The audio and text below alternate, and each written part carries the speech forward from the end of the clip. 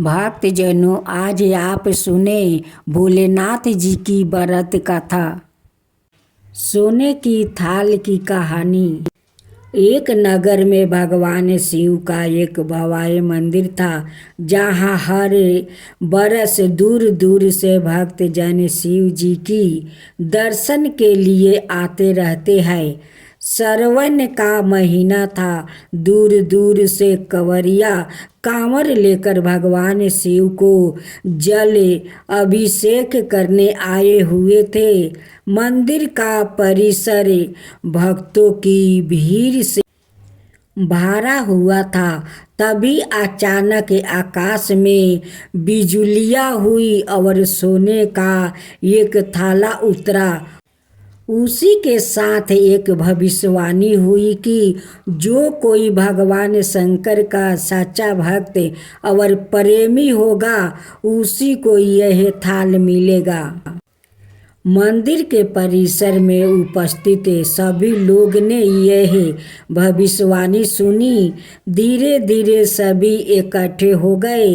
जो लोग मंदिर की व्यवस्था देखते थे, उन्हें तो पूरा विश्वास था कि यह थाल हमें मिलेगा, इसलिए वो सबसे आगे जाकर खड़े हो गए। सबसे पहले एक पंडित जी आए और बोले, देखिए, मैं प्रतिदिन महादेव का अभिषेक करता हूँ। अत मैं ही भोलेनाथ का सबसे निकट व्रती प्रेमी और भक्त हूँ, इसलिए थाल मुझे मिलना चाहिए। इतना कहकर पंडित जी ने थाल उठाया। जैसे ही पंडित जी ने थाल उठाया, थाल पीतल का हो गया। यह देखकर पंडित जी बड़े लज्जित हुए। उन्होंने थाल अथाह स्थान पर रखा और वहाँ से निकल गया। इसी प्रकार वहाँ उपस्थित सभी पंडितों ने खुद को आजमाया, लेकिन शायद उनमें से कोई भी सच्चा भक्त नहीं था। उन्हें भी थाला अथाह स्थान पर राख कर चल जाना पड़ा। इसके बाद उस नगर के राजा का आगमन हुआ। राजा सबसे आगे आए और बोले, मैंने महादेव के मंदिर में बड़ी भीड़ दान दक्षिणा दी है, इसलिए यह थाल मुझे मिलना चाहिए। इतना कहकर राजा साहेब आगे बढ़े और थाल उठाया। जैसे ही राजा ने थाल उठाया, थाल तांबे का हो गया। यह देखकर महाराज भी लज्जित हुए और थाल अथाह स्थान पर रख कर एक तरफ खड़े हो गए। इसके बाद इसी तरह एक से बढ़कर एक दानी महात्मा और भक्त पधारे और थाल उठाया, लेकिन किसी के हाथ में कुछ और किसी के हाथ में कुछ हो गया, लेकिन सोने का नहीं रहा। तब लोग को पता चला कि हम में से कोई भी महादेव का सच्चा भक्त नहीं है। उसी समय एक किसान का आगमन हुआ।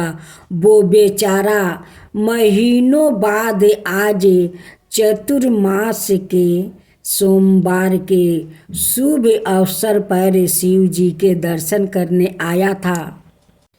गरीबी और गृहस्थी के बोझ तले दबा दिन रात खेतों में मेहनत मजदूरी करके अपना और अपने परिवार का गुजारा करता था। अभी रास्ते में आ ही रहा था कि कोई भिखारी मिल गया और कुछ खाने को मांगने लगा।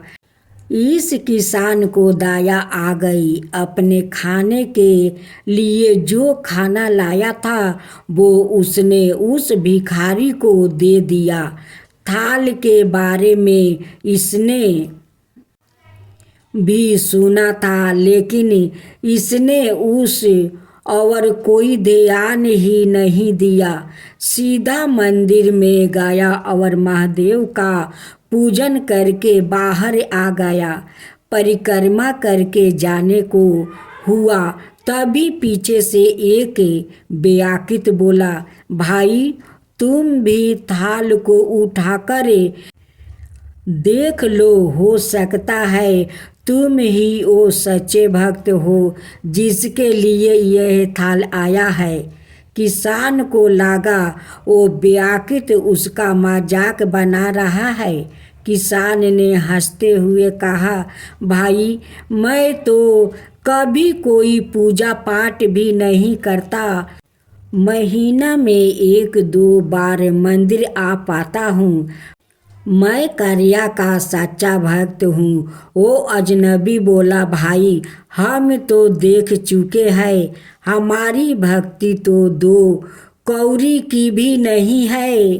अब तुम भी अपना हाथ लगाकर देख लो, सोने का थाल मिले ना मिले, किंतु पता चल जाएगा कि तुम्हारी भक्ति में कितनी सच्चाई है। किसान ने जाकर थाल उठा ही लिया। जैसे ही उसने थाल उठाया, लोग के आश्चर्य का ठिकाना नहीं रहा। सोने का थाल रोशनी से चमचमाने लगा। यह देख सभी लोग में खुशियाँ की लहर दौड़ गई। सभी लोग उसके जयकारा लगाने लगा और पूछने लगे कि भाई तुम ही सच्चा भक्त हो, अब हमें भी बता दो कि कैसी भक्ति करते हो जिसे महादेव तुमसे इतना पसंद है। तो किसान बोला, भाई मैं कोई भक्ति नहीं करता, मैं केवल दिन भर खेतों में काम करता हूँ और थोड़ा समय निकाल कर ज़रूरतमंद लोग की मदद करता हूँ। इसके अलावा मैं कोई विशेष कार्य नहीं करता। लोग पूछने लगे, तुम लोगों की मदद क्यों करते हो? हंसते हुए किसान बोला, सगुन दूसरों के चेहरे पर मुस्कान देखकर मुझे जो आनंद और खुशी होती है उसे मैं शब्दों में बयान नहीं कर सकता। शायद यही कारण है कि महादेव मुझसे खुश है। इसलिए हमेशा याद रखें, सत्य कर्म का आराम भी आनंद से होता है और अंत भी आनंददायक होता है। दुष्ट कर्म का आराम भी दुख से होता है, अंत भी दुखदायक होता है। आप सैकड़ों मील की यात्रा करके भी दूसरों का दिल दुखाते हैं तो आपकी वो तपस्या, साधना और महादेव का दर्शन धूल के बराबर है।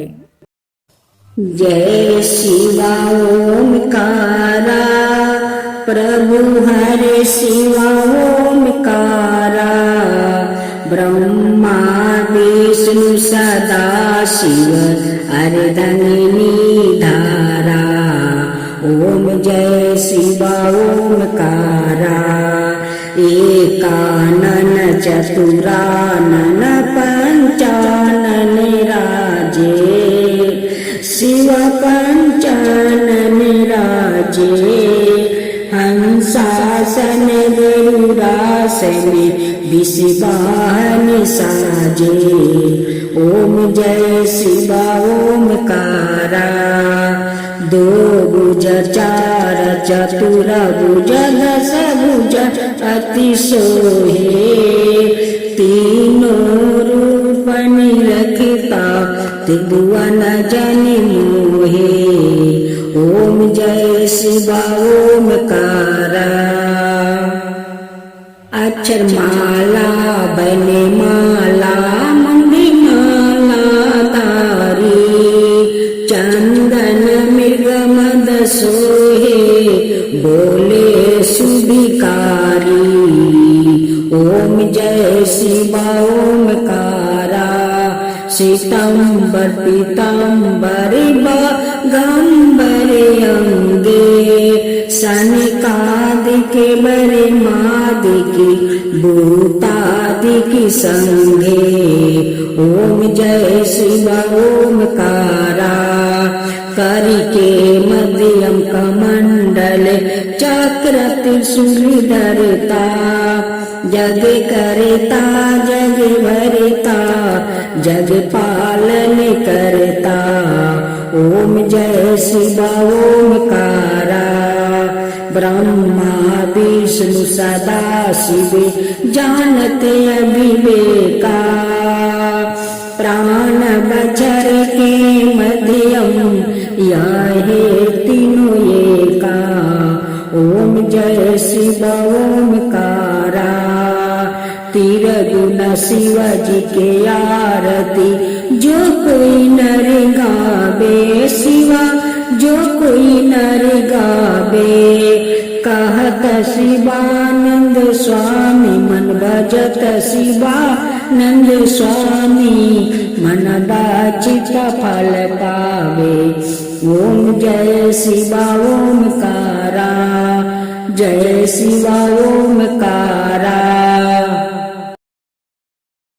लंकापति रावण के वध के बाद जब अयोध्यापति प्रभु श्री राम की कीर्ति दूर दूर तक फैल रही थी और वो मर्यादा पुरुषोत्तम में कहलाने लगे थे, तब एक दिन महादेव शिव की इच्छा भी मर्यादा पुरुषोत्तम में श्री राम से मिलने की हुई।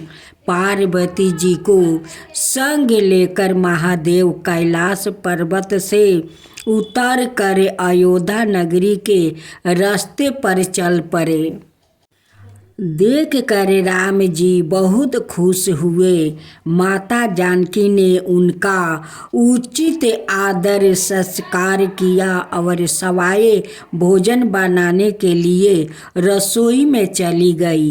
इस बीच भगवान शिव ने श्री राम जी से पूछा, आपके सेवक के हनुमान जी दिखाई नहीं पड़ रहे हैं? श्री राम बोले, वो बगीचे में है। शिव जी ने श्री राम जी से बगीचे में जाने की अनुमति मांगी और पार्वती जी का हाथ थाम कर बगीचे में आ गए। बगीचे की खूबसूरती देख कर उनका मन मोहित हो गया। आम के एक घने वृक्ष के नीचे हनुमान जी दिन दुनिया से बेखबर गहरी नींद में सोए थे और एक लय में खराटों से राम नाम की ध्वनि उठ रही थी। चकित होकर शिव जी और माता पार्वती एक दूसरे की ओर देखने लगे। माता पार्वती मुस्कुरा उठी और वृक्ष की डालियों की ओर इशारा किया। राम नाम सुनकर पेड़ की डालियां भी झूमने लगी थी और उनके बीच से भी राम नाम उच्चारित हो रहा था। शिव जी इस राम नाम की धुन में मस्त मगन होकर खुद भी राम राम कहकर नाचने लगे। माता पार्वती जी ने भी अपने पति का अनुसरण किया और अपने कोमल पैर थिरकाने लगी। शिव जी और पार्वती जी के नृत्य से ऐसी झनकार उठी कि सरक लोक के देवतागण भी आकर्षित होकर बगीचे में आ गए और राम नाम की धुन में सभी मस्त हो गया। माता जानकी भोजन तैयार करके प्रतीक्षा कर रही थी, परंतु संध्याएं घिरने तक भी अतिथि नहीं पधारे। तब अपने देवर लक्ष्मण जी को बगीचे में भेजा। लक्ष्मण जी तो सवाए को श्री राम का सेवक ही मानते थे। अत बगीचे में आकर जब उन्होंने धरती पर स्वर्ग का नजारा देखा तो खुद भी राम नाम की धुनी में झूम उठे। महल में माता जानकी परेशान हो रही थी कि अभी तक भोजन ग्रहण करने कोई भी क्यों नहीं आया। उन्होंने श्री राम जी से कहा, भोजन ठंडा हो रहा है, चलिए हम ही जाकर बगीचे में से सभी को बुलाकर लाए। जब राम जी बगीचे में गए तो वहाँ राम नाम की धूम मची हुई थी। हनुमान जी गहरी नींद में सोए हुए थे और उनके खर्राटों से अभी तक राम नाम निकल रहा था। श्री राम भाव विह्वल हो उठे। राम जी ने हनुमान जी को नींद से जगाया और प्रेम से उनकी तरह निहारने लगे। हनुमान जी प्रभु को आया देख कर शीघ्रता से उठ खड़े हुए। नृत्य की सभा भंग हो गई। शिव जी खुले कंठ से हनुमान जी की राम भक्ति की सराहना करने लगे। हनुमान जी सकुचाए लेकिन मन ही मन खुश हो रहे थे। श्री सिया राम ने भोजन करने का आग्रह भगवान शिव जी से किया। सभी लोग महल में भोजन करने के लिए चल पड़े। माता जानकी भोजन परोसने लगी। हनुमान जी को भी श्री राम जी ने पंचित में बैठने का आदेश दिया। हनुमान जी बैठ तो गए परंतु आदत ऐसी थी कि राम जी के भोजन करने के उपरांत ही सभी लोग भोजन करते थे। आज श्री राम के आदेश से पहले भोजन करना पड़ रहा है। माता जानकी हनुमान जी को भोजन परोसती जा रही थी पर हनुमान का पेट ही नहीं भर रहा था। सीता जी कुछ समय तक तो उन्हें भोजन परोसती रही, फिर समझ गई कि इस तरह से तो हनुमान जी का पेट नहीं भरेगा। उन्होंने तुलसी के एक पत्ते पर राम नाम लिखा और भोजन के साथ हनुमान जी को परोस दिया। तुलसी पत्रा खाते ही हनुमान जी को संतुष्टि मिली और वो भोजन खाकर उठ कर खड़ा हो गया। भगवान शिव शंकर ने प्रसन्न होकर हनुमान जी को आशीर्वाद दिया कि आपकी राम भक्ति योग योग तक याद किया जाएगी और आप संकट मोचन कहलाएंगे।